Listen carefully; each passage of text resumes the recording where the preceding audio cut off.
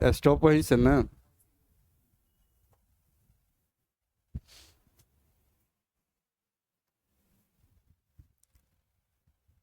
Dear students, आज फिर से welcome at the stage of education अड्डा।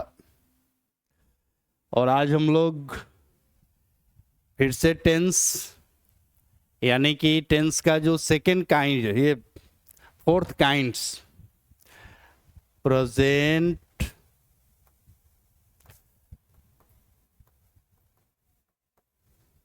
Perfect, continuous,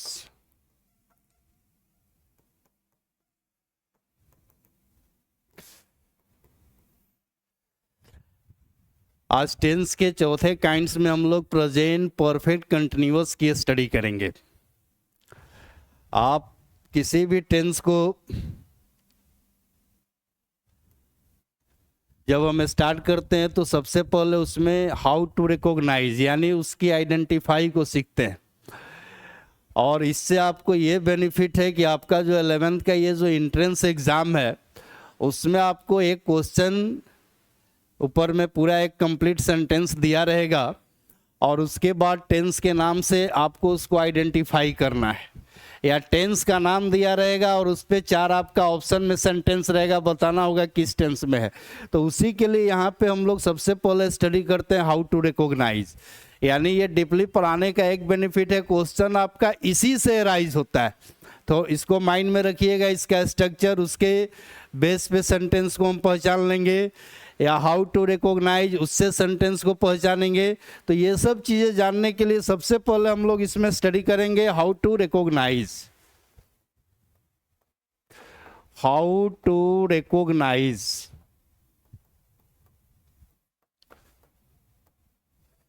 present perfect continuous tense.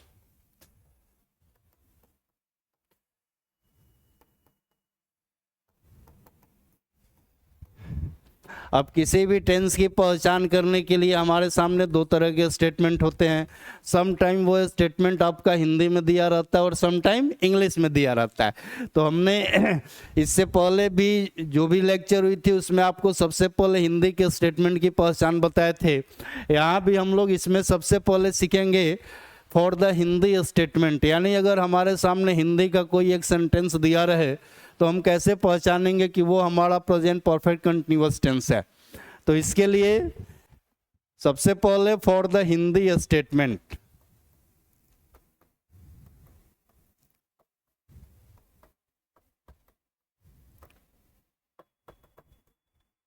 For the Hindi statement यानी हिंदी का सेंटेंस आपके सामने रहे तो कैसे पहचानोगे कि ये आपका प्रेजेंट परफेक्ट कंटिन्यूअस टेंस है।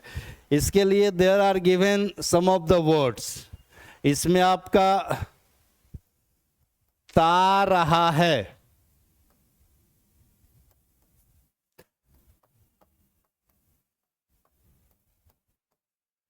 ती रही है, ते रहे हैं। ता रहा है, ती रही है, ते रहे। अब जरा आप याद कीजिए प्रेजेंट इंडेफिनिट को। प्रेजेंट इंडेफिनिट में हम लोगों ने स्टडी किया था ता है, ती है, ते है। उसके बाद उसके कंटिन्यूअस को याद कीजिए, उसमें रहा है, रही है, रहे। उन्हीं दोनों को यहाँ पे हमने ऐड कर दिया। ता रहा है, ती रही है, ते रहे। मैं इस विद्यालय में पढ़ता रहा हूँ, मैं 2 घंटे से क्रिकेट खेलता रहा हूँ। ये हमारा कौन सा टेंस हो गया? Present perfect continuous. यानी ये जो आप तीनों वर्ड्स देख रहे हो, ता रहा है, ती रही है, ते रहे। In case any single word they are used at the end of any verb, then without any hesitation you will say that the statement that is given in present perfect continuous tense. Clear? अब इसी को हम लिख देंगे, ता रहा है, ती रही है, ते रहे हैं, that is used at the end of any verb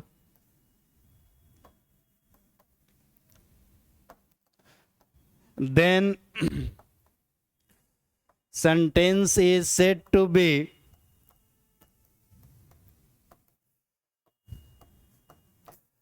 in present perfect continuous, present perfect continuous tense.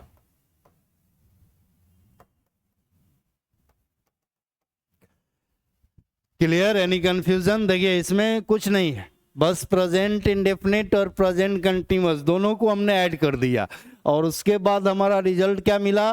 ता रहा है, ती रही है, ते रहे हैं। तो ये तीनों में से किसी एक सिंगल वर्ड को किसी भी वर्ब के लास्ट में अगर आप ऐड कर देते हो तो वो आपका कौन सा टेंस बन जाएगा? Present perfect continuous tense. इसमें एक चीज़ और हमें कभी कभी ध्यान देनी होगी, कभी कभी इसमें टाइम भी दिया रहता है, तो टाइम रह भी सकता है, नहीं भी रह सकता है। अगर टाइम है फिर भी ये इसी टेंस में होगा, टाइम नहीं रहेगा फिर भी ये यही टेंस में होगा। जैसे एक एग्जाम्पल देखिए,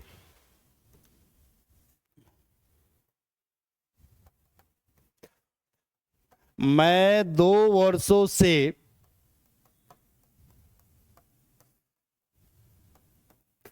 इस विद्यालय में पढ़ते रहा हूं।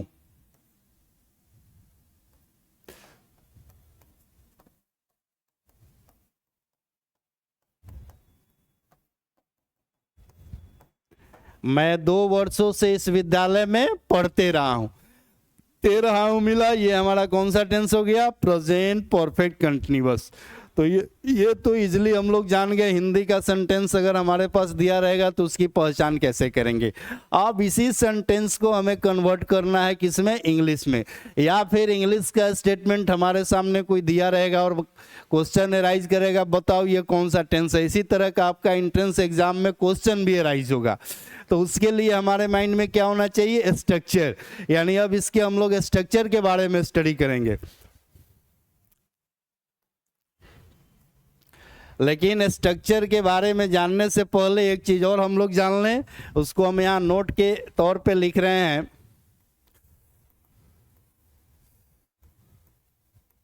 Sometime we find that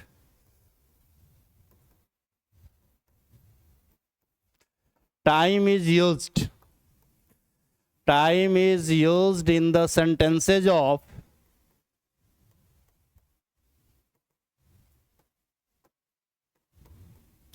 present perfect continuous tense।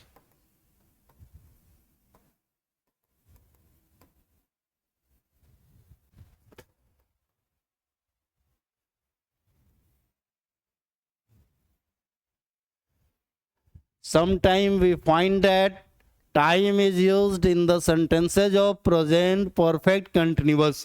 यानी कभी कभी प्रेजेंट परफेक्ट कंटिन्यूअस टेंस में हमारा समय भी दिया रहता है। जैसे अभी हमने आपको एक एग्जांपल दिया था, मैं 2 वर्षों से इस विद्यालय में पढ़ते रहा हूँ। 2 वर्ष डेट इज टाइम। मैं 2 घंटे से क्रिकेट खेलते रहा हूँ। 2 घंटा डेट इज टाइम। तो ये टाइम रह भी सकता है, नहीं भी रह सकता। अब मान लीजिए 2 घंटे को हम हटा दें, मैं क्रिकेट खेलते रहा हूँ, फिर भी हमारा टेंस यही है। ऐसा नहीं कि टेंस बदल जाएगा। तो टाइम रह भी सकता है और टाइम नहीं भी रह सकता है। अब इसको इंग्लिश में कन्वर्ट करने के लिए हमें क्या जरूरत है? स्ट्रक्चर। अब यहाँ पे हम स्टडी करेंगे इसके स्ट्रक्चर के बारे में। तो ये बड़ा ही सिंपल सा इसका स्ट्रक्चर है। फॉर द इंग्लिश स्टेटमेंट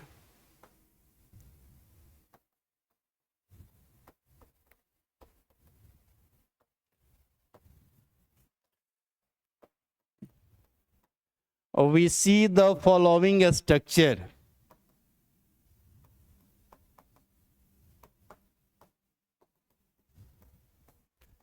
यानी कि इंग्लिश के सेंटेंस के लिए हमें अपने माइंड में स्ट्रक्चर को हमेशा याद रखना होगा। इसका स्ट्रक्चर क्या है जान लीजिए। बड़ा सिंपल सा स्ट्रक्चर है इसका। स्ट्रक्चर सबसे पहले सब्जेक्ट, उसके बाद हैज और हैव, उसके बाद बीन, उसके बाद V4, उसके बाद ऑब्जेक्ट। और अगर टाइम दिया रहा तो यहां पे हम लोग एक वर्ड ऐड करेंगे सिंस और फॉर, और उसके बाद टाइम। ये that is the complete structure of present perfect continuous. Subject plus has और हैव का यूजेज आप सीख चुके हो। उसके बाद एक वर्ड इसमें ऐड करते हैं बीन, उसके बाद भी फॉर ऑब्जेक्ट, और अगर टाइम दिया रहा तो सिंस फॉर प्लस टाइम। अब हमारे पास सेंटेंस था मैं 2 वर्षों से इस विद्यालय में पढ़ते रहा हूं। देखिए इसका एग्जाम्पल क्या हो जाएगा, सब्जेक्ट, सब्जेक्ट हमारे पास क्या है आई। अब आई के लिए क्या यूज करेंगे, हैज या हैव, जो कि आप ऑलरेडी स्टडी कर चुके हो। आई के लिए क्या लेंगे हम लोग, have. I have been, I have been. उसके बाद भी फोर यानी पढ़ना, उसमें आईएनजी ऐड कर देंगे, आई हैव बिन रीडिंग। उसके बाद object in this school, I have been reading in this school. उसके बाद हमारे पास टाइम है। यहाँ पे एक छोटा सा कंफ्यूजन है, कहाँ पे सिंस यूज करेंगे, कहाँ पे फॉर यूज करेंगे। वैसे फिलहाल यहाँ पे हम फॉर यूज करते हैं और उसके बाद आपको सिखाएंगे यूजेज ऑफ सिंस और फॉर। तो I have been reading in this school for 2 years, यानी कि मैं 2 वर्षों से इस विद्यालय में पढ़ते रहा हूं। I have been reading in this school for 2 years। Any confusion? बड़ा आसान सा स्ट्रक्चर है, इसको माइंड में रखना है। सबसे पहले सब्जेक्ट, उसके बाद हैज और हैव, बीन, भी फॉर, ऑब्जेक्ट, और अगर हम आपके स्टेटमेंट में टाइम दिया रहा तो सिंस फॉर प्लस टाइम। इसी स्ट्रक्चर पे हमने सेंटेंस को कन्वर्ट कर दिया, I have been reading in this school for 2 years। आगे बढ़े हम लोग। अब इसके बाद जस्ट स्टडी करेंगे यूजेज ऑफ सिंस और फॉर। ये दोनों वर्ड हमारा एक प्रीपोजिशन है। चलिए आगे बढ़ते हैं।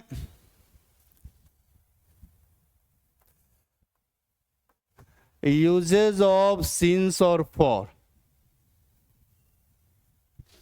आपने पार्ट्स ऑफ स्पीच के अंतर्गत प्रीपोजिशन वर्ड का नाम सुना होगा। पार्ट्स ऑफ स्पीच की जानकारी आपको होगी, और उसके अगर काइंड्स की हम बात करें तो there are 8 kinds of parts of speech, जिसमें आपका noun, pronoun, verb, adverb, adjective, preposition, conjunction और इंटरजेक्शन। तो ये जो दोनों वर्ड्स आप देख रहे हो ना, ये दोनों वर्ड आपका प्रीपोजिशन है। आपने ये भी स्टडी किया होगा what is preposition and how many kinds of preposition. एक लाइन में आपको हम डिफिनेशन बता देते हैं। Preposition is a word which is mostly used before a noun और pronoun and so its relation to the other words in the sentence. यानी preposition का जनरली यूज हम लोग नाउन प्रोनाउन के पहले करते हैं, और ये सेंटेंस के बीच में रिलेशन को शो करता है। जैसे हमने कहा the marker is on the podium, marker और पोडियम के बीच में रिलेशन को शो करने के लिए हमने एक वर्ड लिया on. The sun rises in the east, यानी सन और ईस्ट, इन दोनों के बीच में एक रिलेशन को शो करने के लिए हमने कौन सा वर्ड लिया, इन। तो ये सारे वर्ड आपके प्रीपोजिशन में आते हैं। अगर हम इसकी काइंड्स की बात करें तो देयर आर ओनली 2 टाइप्स, एक सिंपल, दूसरा कॉम्प्लेक्स। और सिंपल, ये जो आप प्रीपोजिशन देख रहे हो that is simple preposition. English में इसकी संख्या टोटल 55 है। There are 55 simple preposition in English. Simple preposition के बारे में एक लाइन जान लीजिए, it is made of 1 word, ये एक ही वर्ड का होता है। जैसे यहाँ सिंस है, फॉर है, बाई है, एट है, ऑन है, ये सारे वर्ड्स हमारे कौन से प्रीपोजिशन है, सिंपल प्रीपोजिशन। अगर हम कॉम्प्लेक्स की बात करें तो it is made up more than 1 word, एक वर्ड से ज्यादा। जैसे in front of, there is a temple in front of my school. In front of यहाँ कौन सा प्रीपोजिशन हो गया, कॉम्प्लेक्स। तो खैर इतना डीपली हम नहीं जाएंगे, यहाँ पे हम लोग सीखेंगे सिंस और फॉर। अगर इन दोनों की हिंदी की बात करें तो दोनों की हिंदी एक ही होती है, सिंस मतलब भी से, फॉर मतलब भी से। तो जब भी आपका सेंटेंस में टाइम दिया रहेगा, जैसे 2 घंटे से, 2010 से, 5 वर्षों से, 10 बजे से, तो ये से के लिए ही हम लोग यूज करते हैं सिंस और फॉर। अब सीखेंगे कहाँ सिंस लेंगे और कहाँ फॉर। देखिए, when time is completely definite,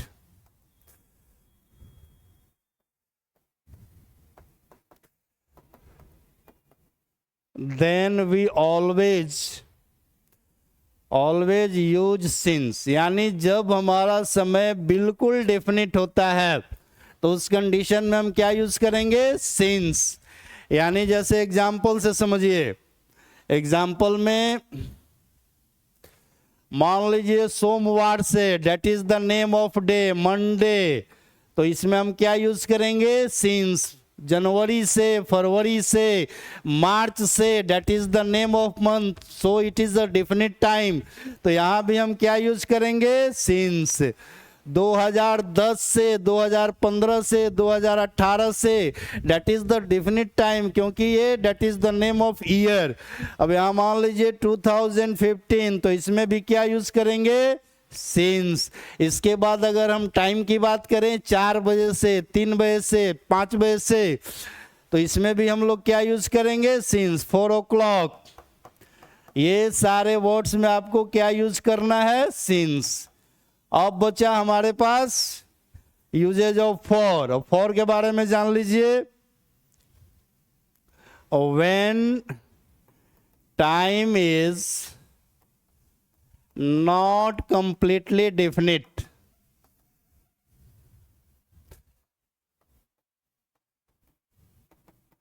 then we always use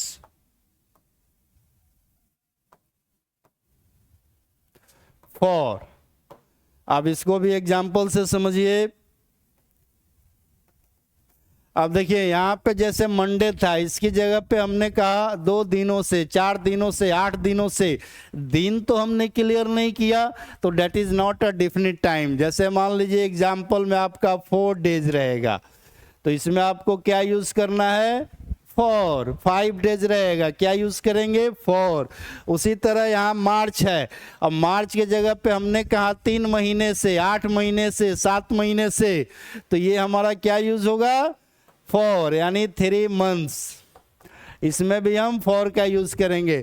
उसी तरह अगर ईयर में चले आए 10 वर्षों से, 5 वर्षों से, तो उसमें हम क्या यूज करेंगे, फॉर। 10 ईयर्स, यहाँ भी क्या यूज हो जाएगा, फॉर। अब उसके बाद अगर हम टाइम की बात करते हैं, 2 घंटे से, 3 घंटे से, 8 घंटे से, 7 घंटे से, तो यहाँ भी हम लोग क्या यूज करेंगे, फॉर। 7 आवर्स, तो इन सारे सिचुएशन में आपको क्या यूज करना है, फॉर। क्लियर, यानी सिंस ये डिफिनिट टाइम को दर्शाता है। When time is completely definite then we always use since, और when time is not completely definite then we always use for.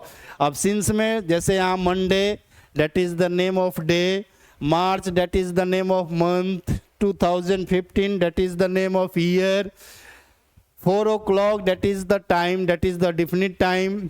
तो ये सारे सिचुएशन में क्या यूज करेंगे, सिंस। और अगर इसी को हम लोग इस तरीके से यूज करेंगे, 4 डेज, 3 डेज, 5 डेज, या 4 मंथ, 3 मंथ, 7 मंथ्स, तो इस तरह के सिचुएशन में क्या लाएंगे, फॉर। एनी कंफ्यूजन, समझ गए आप लोग, सिंस और फॉर। इसमें इसी को हम लोग एक को पॉइंट ऑफ टाइम कहते हैं और एक को पीरियड ऑफ टाइम कहते हैं। तो वो point of time, period of time, वो आपको लिख के समझाते, तो उससे आपको ये क्लियर नहीं हो पाता, इसीलिए हमने इसको कंप्लीटली डेफिनिट और नॉट डेफिनिट के सेंस में बताया है। क्लियर, आगे बढ़े हम लोग। अब बारी आती है जो हमारे पास प्रेजेंट परफेक्ट कंटिन्यूअस का जो हम लोगों ने सेंटेंस यूज किया था, उसी को अब हम लोग चेंज करेंगे निगेटिव में। पहला स्टेटमेंट हमने आपको असर्टिव बताया, अब उसको कहाँ ले जाएंगे, निगेटिव। निगेटिव के बाद इंट्रोगेटिव, इंट्रोगेटिव के बाद इंट्रोगेटिव प्लस निगेटिव, उसके बाद sentence beginning with WH word, उसके बाद WH वर्ड और साथ में निगेटिव। तो अब यहाँ चेंज करेंगे इन निगेटिव।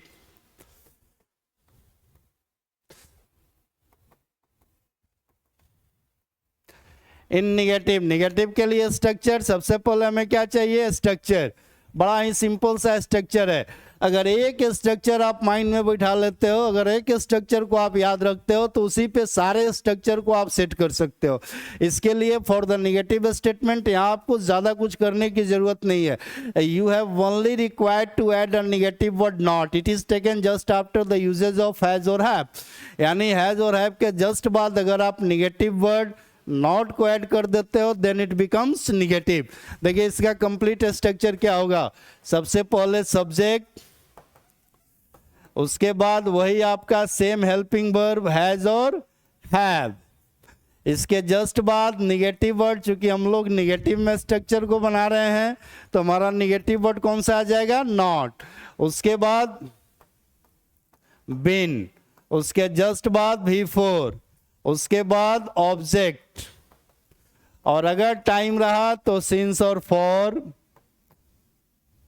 उसके बाद टाइम। ये that is the complete structure of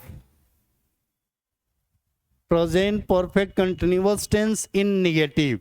अब इस पे हमारा एग्जाम्पल क्या हो जाएगा, उसी सेंटेंस को हम निगेटिव में चेंज करेंगे।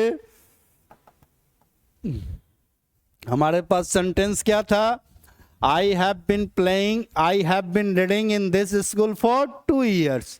अब निगेटिव करने के लिए आई के लिए हम लोग हैव का यूज करेंगे। आई हैव नॉट बीन, चूंकि निगेटिव है तो I have not been reading in this school for 2 years। Any confusion हमारे प्यारे बच्चों, समझ में आ रही है?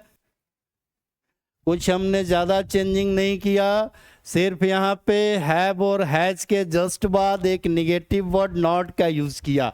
अब आपका 11th का जो ये एंट्रेंस एग्जाम है जिसमें टेंस से आपका 5-6 क्वेश्चन एराइज होता है, उसमें आपको एक टेंस का नाम दे दिया जाएगा, एक सेंटेंस ये बना रहेगा, आपको बताना होगा कौन सा टेंस से रिलेटेड है, या फिर कोई सेंटेंस दे दिया गया उसको निगेटिव में चेंज करना होगा, इंट्रोगेटिव में करना होगा। इसीलिए हम लोग इसको डीपली पढ़ रहे हैं। ये सारी चीज़ें अगर आप याद रखोगे तो आपके सामने 4-4 ऑप्शन होंगे। हालांकि उस तरह के बहुत सारे क्वेश्चन भी आपको हम यहाँ करवाएंगे, जिससे आपको एक आइडिया हो जाएगा कि किस तरीके से हमारा क्वेश्चन एराइज होगा। अभी हम उसकी थ्योरी को पढ़ रहे हैं, एग्जाम में जो आएगा इसी से रिलेटेड आएगा, आने का थोड़ा सा तरीका अलग होगा। इसमें सबसे जरूरी होती है आइडेंटिफाई। 2-3 क्वेश्चन आपका आइडेंटिफाई से, रिकॉग्नाइज से जरूर रहेगा। आ रही है समझ में? अब चलिए इसमें आगे बढ़ते हैं हम लोग। निगेटिव के बाद बारी आती है इंट्रोगेटिव। इन इंट्रोगेटिव हमने आपको बार बार बताया, इंट्रोगेटिव यानी the sentence which is use to ask a question, वैसा सेंटेंस जो कि क्वेश्चन एराइज करने के लिए यूज किया जाता है। तो क्वेश्चन एराइज करने के भी 2 तरीके होते हैं। इट हैज़ 2 टाइप्स, एक sentence beginning with helping verb, एक sentence beginning with WH word. तो यहाँ जो हम लोग इंट्रोगेटिव में इसको चेंज करते हैं तो ये स्टार्ट करेंगे हेल्पिंग वर्ब से, यानी जो हैज़ और हैव हम बाद में यूज करते थे उसी को सेंटेंस के बिगिनिंग में अगर हम यूज कर देते हैं then it becomes negative. That is very simple. सबसे पहले इसमें क्या यूज करेंगे हम लोग, हैज और हैव। यहां सबसे पहले स्ट्रक्चर हैज और हैव, उसके बाद सब्जेक्ट, ये जो वर्ड आपका बीन है ये हर जगह यूज होगा, उसके बाद V4, उसके बाद ऑब्जेक्ट। और अगर हमारा सेंटेंस में टाइम का यूज हुआ तो सिंस और फॉर ले लेंगे, और उसके जस्ट बाद टाइम जो भी क्वेश्चन में राइज होगा वो टाइम यूज करेंगे। तो ये that is the complete structure of present perfect continuous tense in interrogative. अब इस पे जरा हम उसी एग्जाम्पल को चेंज करेंगे। हमारे पास सेंटेंस क्या था, मैं 2 वर्षों से इस विद्यालय में पढ़ते रहा हूँ। उसका जब हम लोगों ने निगेटिव किया तो मैं 2 वर्षों से इस विद्यालय में नहीं पढ़ते रहा हूँ। उसी को जब इंट्रोगेटिव में ले आएंगे तो क्या मैं 2 वर्षों से इस विद्यालय में पढ़ते रहा हूँ। अब इसको चेंज करेंगे। यहाँ जो आप हैज और हैव यूज करेंगे that will be used according to subject. अब सब्जेक्ट अगर हमारे पास आई है तो हैव ले लेंगे, अगर सब्जेक्ट ही रहा तो हैज ले लेंगे, वी रहा तो हैव ले लेंगे, दे रहा तो हैव लेंगे। यानी हमने आपको यूजेस ऑफ हैज और हैव ऑलरेडी बता दिया है, उसी बेस पे आपको यहाँ पे हैज और हैव का यूज करना है। यहाँ देखिए 2 एग्जाम्पल से आपको समझाते हैं। ऐसे मान लीजिए सब्जेक्ट हमारा आई है, तो उसके लिए क्या लेंगे, हैव आई बीन। उसके बाद रीडिंग यानी V4, object in this school. उसके बाद टाइम यानी फॉर 2 years। अगर हैज से आपको सेंटेंस लिखना है तो सब्जेक्ट को हम बदल देंगे। यहां सबसे पहले यूज कर दिए हैज, आई के जगह पे ही कर दिए। Has he been reading in this school for 2 years। चूंकि ये हमारा इंट्रोगेटिव है तो यहां पे हम क्या देंगे, क्वेश्चन मार्क। समझ में आ रही है? यानी आपके सामने जो स्ट्रक्चर बना, सबसे पहले हैज और हैव, उसके बाद subject been, V4 object, since for plus time. तो now here according to structure your statement have I been reading in this school for 2 years। और अगर आप हैज से स्टेटमेंट को चेंज करना चाहते हो तो has he been reading in this school for 2 years। इसकी हिंदी की अगर हम बात करें तो क्या वह इस विद्यालय में 2 वर्षों से पढ़ते रहा है। कौन सा टेंस हो गया, present perfect continuous. Any confusion? चलिए आगे बढ़ते हैं। इंट्रोगेटिव के बाद बारी आती है इंट्रोगेटिव और साथ में निगेटिव।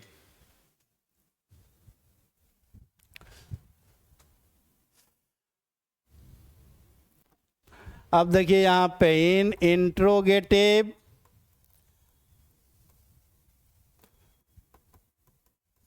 Plus negative.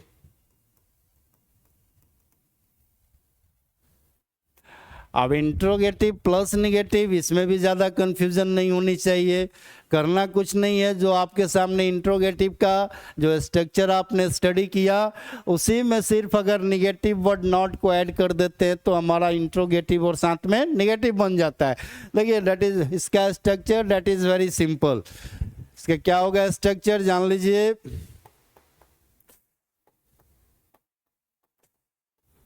सबसे पहले वही हमारा सेम हेल्पिंग वर्ब, यानी किसको ले आएंगे, हैज और हैव।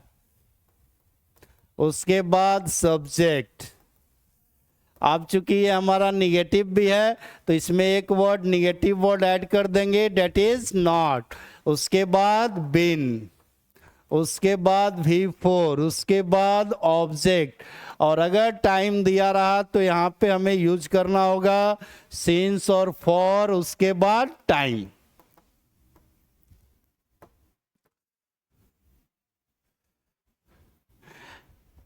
ये आपका कंप्लीट स्ट्रक्चर हुआ। Has, have, subject, not, been, V4 object, और in case time is use then you will use since और फॉर देन टाइम।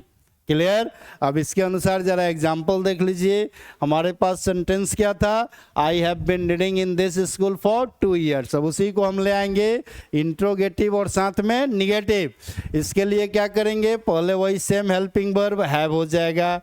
उसके बाद सब्जेक्ट हमारे पास आई है। अब इसमें निगेटिव लगा हुआ है तो नॉट का यूज कर देंगे, हैव आई नॉट। उसके बाद बीन, उसके बाद V4 यानी reading, have I not been reading. उसके बाद object in this school for 2 years। एक जरा सिंस का भी एग्जाम्पल देख लीजिए। अगर मान लीजिए इसी सेंटेंस को हमें सिंस के हिसाब से यूज करना है तो कैसे करेंगे।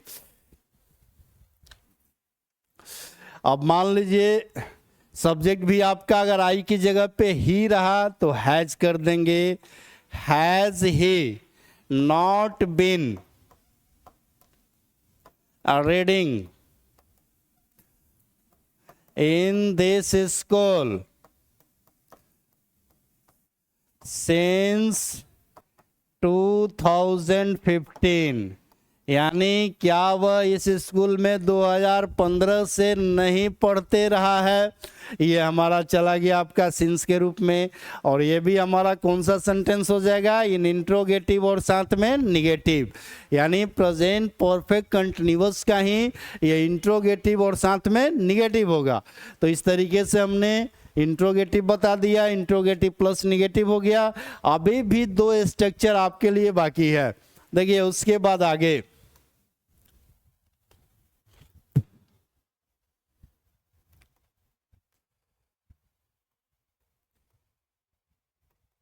Sentence beginning with WH word. WH word में कौन कौन से वर्ड आते हैं हमने पहले भी आपको बता चुका है, फिर भी आज जान लीजिए। इसमें जनरली हमारा WH वर्ड में why, when, how, what, where, ये सारे वर्ड्स आपके कि कौन से वर्ड्स में आएंगे, WH वर्ड में। यानी अब अगर इसको हम हिंदी के अनुसार देखें, हमारे पास सेंटेंस था कि मैं इस विद्यालय में 2 वर्षों से पढ़ते रहा हूं। अब हमें WH वर्ड के साथ अगर इसको यूज करना पड़े तो मैं इस विद्यालय में 2 वर्षों से क्यों पढ़ते रहा हूं, तो हमारा ये कौन सा सेंटेंस हो गया, WH वर्ड। अब इसको इंग्लिश में कन्वर्ट करना पड़े तो उसके लिए हमें क्या चाहिए, सबसे पहले स्ट्रक्चर। अब इसके हम स्ट्रक्चर के बारे में जानेंगे।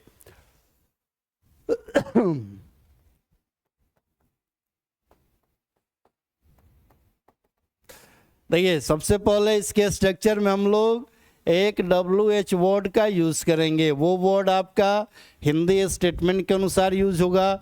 अगर क्यों रहा तो वाई यूज होगा, कैसे रहा तो हाउ यूज होगा, कहाँ रहा तो वेयर यूज होगा। यानी सबसे पहले एक WH वर्ड ले लेंगे, उसके जस्ट बाद वही सेम आपका हेल्पिंग वर्ब यानी कि हैज और हैव, और इसके जस्ट बाद फिर subject.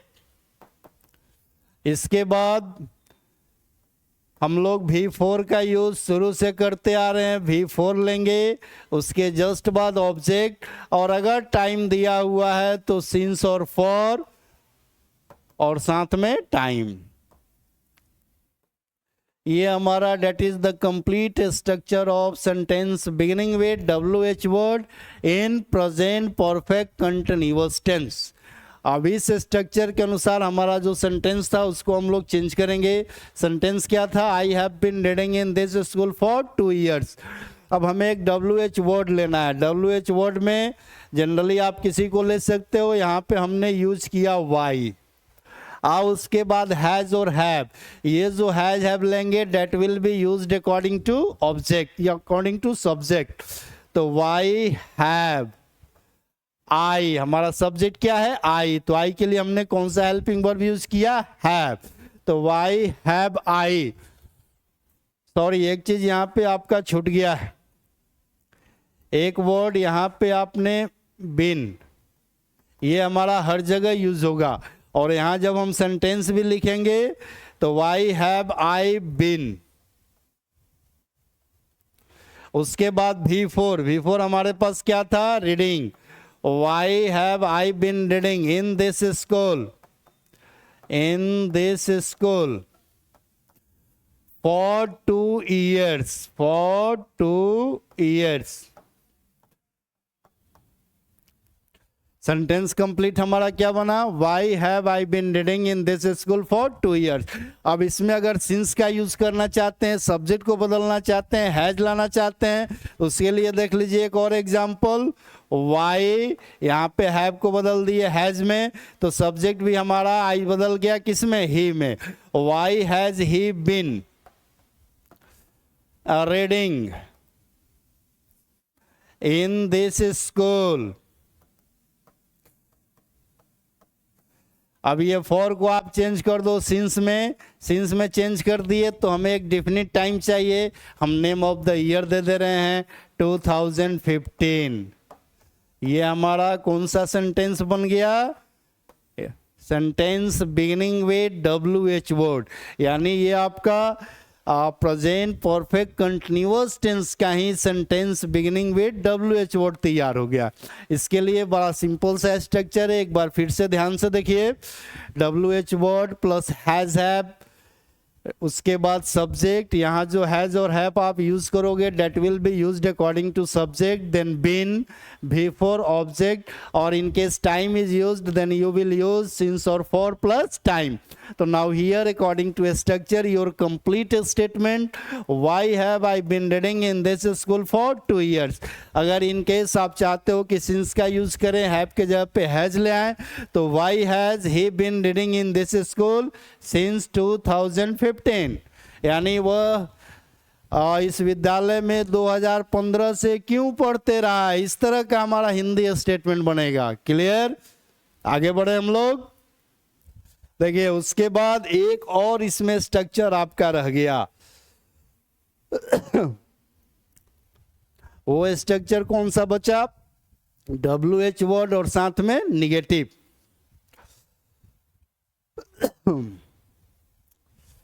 WH word plus negative,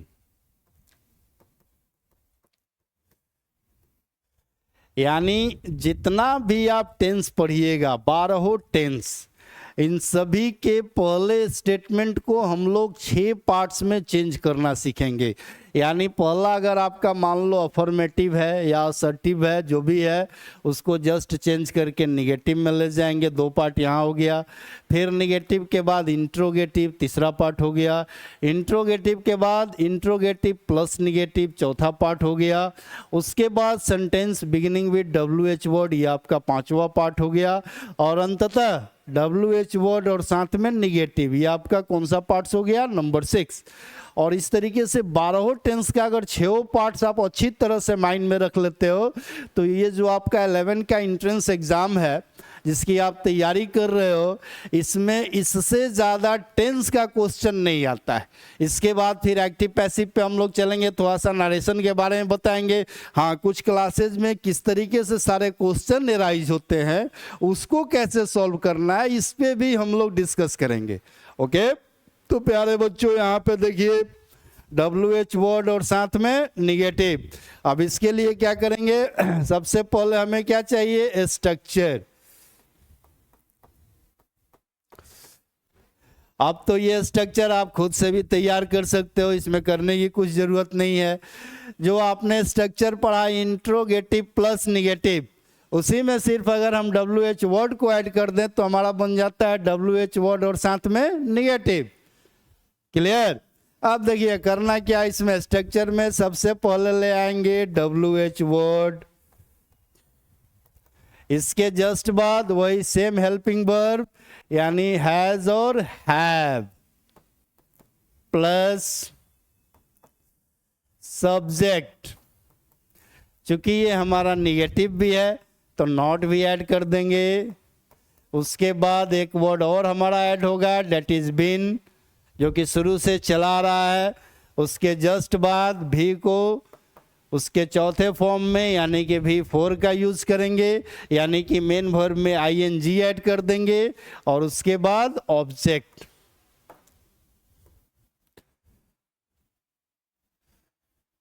ये आपका that is the complete structure of WH word और साथ में निगेटिव। अब इस पे जरा एग्जाम्पल को हम लोग देख लें।